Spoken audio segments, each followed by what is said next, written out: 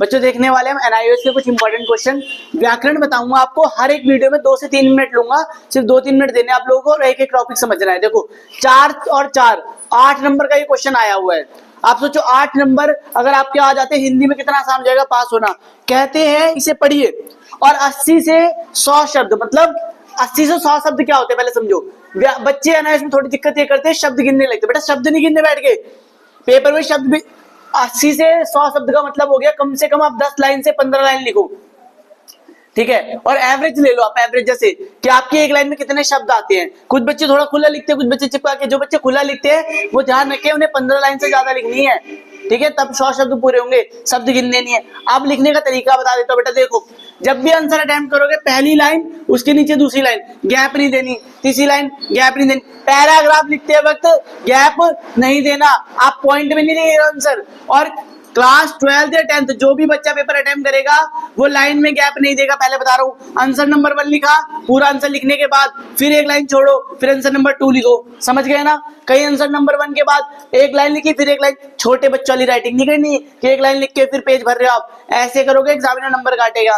अब एग्जामिनर कहता है आपसे किस क्वेश्चन जनसंचार माध्यम आम नागरिकों और सरकार के बीच में किस प्रकार सेतु बनकर काम करता है। सेतु हेतु समझ नहीं आता, पर मैंने एक वर्ड सुना था राम सेतु। राम सेतु क्या था बेटा, जिसमें राम जी गए थे कहां तक, लंका तक गए थे, जो रास्ता था। तो मतलब यहाँ पर जनसंचार माध्यम क्या बन गया, क्या कहना चाह रहा है, जनता। जनता मतलब लोगों से लेकर सरकार के बीच में क्या है, एक सेतु है जिसका नाम क्या है, जनसंचार। और जनसंचार को क्या बोलते बेटा आप बताओ। सेतु मतलब क्या होगा यहाँ पर, सेतु मतलब जो जनता और सरकार को जोड़ती है उसे जनसंचार कहा जाता है। जैसे एग्जाम्पल के लिए बताओ आपके घर पे क्या लगा हुआ है, टीवी।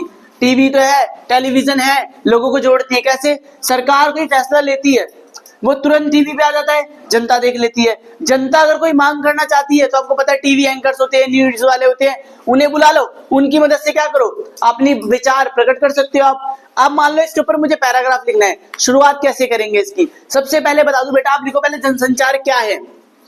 जनसंचार सिंपल सी भाषा में लिखो, जनता के द्वारा विचार प्रकट करने के माध्यम को जनसंचार कहा जाता है, या पूरे विश्व में, पूरे भारत में विचारों के आदान प्रदान की प्रक्रिया को जनसंचार माध्यम कहा जाता है, जिसकी मदद से कोई भी व्यक्ति अपने विचार प्रकट कर सकता है। सर इतनी कठोर हिंदी नहीं आती, बिल्कुल आसान कर रहा हूं भाई, रुक जाओ।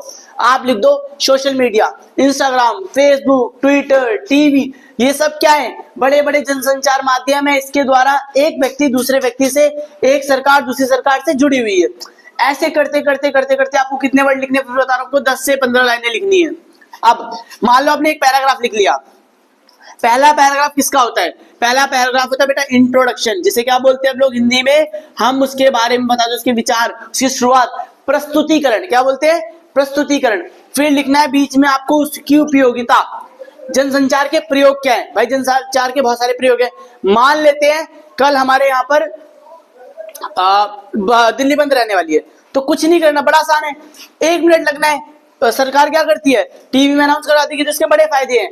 कोई भी अखबार, कोई भी सूचना बहुत तेजी से फैलाई जा सकती है लोगों तक, उसे फैलाने के लिए क्या है, जनसंचार माध्यम बहुत काम आता है। कोई बात सरकार तक पहुंचाने के लिए भी क्या काम आता है, जनसंचार माध्यम काम आता है। आप इसका लिख सकते हो, पहले रेडियो थे, अखबार आया, फिर टीवी आया, आज की डेट में इंस्टाग्राम, सोशल मीडिया जो है, बहुत सारे ट्विटर, टेलीग्राम, इन पे 2 मिनट में न्यूज फैल सकती है। तो ये माध्यम बन गए। अब अगला क्वेश्चन देखो, कहता है ई पेपर क्या होता है।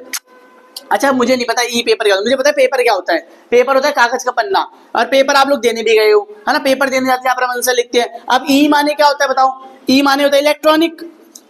सर इलेक्ट्रॉनिक पेपर क्या होते हैं, आप खुद बताओ बेटा। देखा होगा आप लोगों ने ऑनलाइन पेपर होते हैं कुछ, है ना, लॉकडाउन में कुछ बच्चों ने पेपर दिए होंगे, उन्हें ई पेपर कहा जाता है। लेकिन ई पेपर जो बड़ी बड़ी एसएससी, यूपीएससी, एनटीएससी कोई एग्जाम होता है जिसको गवर्नमेंट कंडक्ट कराती है, उसमें ई पेपर होते हैं।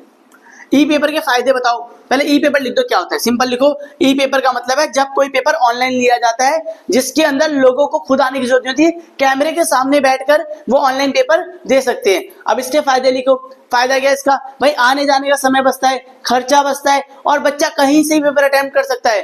आज के डेट में ऑनलाइन पढ़ रहे हैं ना आप लोग, मेरी वीडियो देख रहे हो, ये भी मैं अगर पेपर कंडक्ट कर दूं तो क्या होगा, आपके ऐसे क्वेश्चन पेपर आएगा, आप उसमें टिक लगा सकते हो, 4 ऑप्शन लिखे होंगे, वैसे कर सकते हो। आप लिख के अपना पेपर अपलोड कर सकते हो। तो ई पेपर के बहुत सारे फायदे हैं। फायदे क्या है? समय बचता है, खर्चा बचता है, एनर्जी बचती है और बहुत सारी चीजें सीखने को मिलती है कम से कम समय में।